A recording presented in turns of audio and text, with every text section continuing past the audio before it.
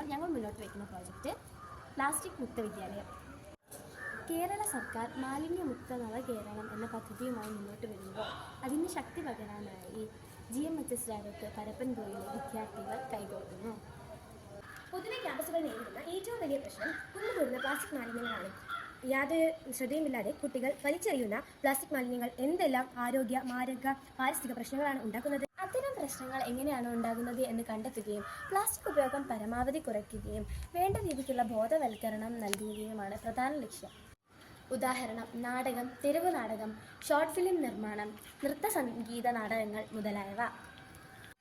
Plastic മാലിന്യങ്ങൾ പരമാവധി കുറയ്ക്കുന്നതിനോടൊപ്പം plastic മാലിന്യങ്ങൾ ഉപയോഗപ്പെടുത്തി മൂല്യവർദ്ധിത ഉൽപ്പന്നങ്ങളായ അലങ്കാര വസ്തുക്കൾ, വേസ്റ്റ് ബിൻ, ബക്കറ്റുകൾ, ബാഗുകൾ, ചവിട്ടികൾ, പേഴ്സുകൾ തുടങ്ങിയവ നിർമ്മിക്കുന്നു.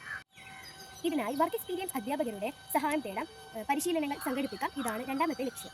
റീസൈക്ലിങ്ങിനായി ഒരു റീസൈക്കിൾ പ്ലാന്റ് നിർമ്മിച്ച് അതിൽ നിക്ഷേപിച്ച് പുനരുപയോഗ സാധ്യതയുള്ള ഫ്യൂൽ ഓയിലും കാർബൺ ബ്ലാക്ക് തുടങ്ങിയ ഉൽപ്പന്നങ്ങളാക്കി മാറ്റി വിപണിയിൽ എത്തിക്കുന്നു.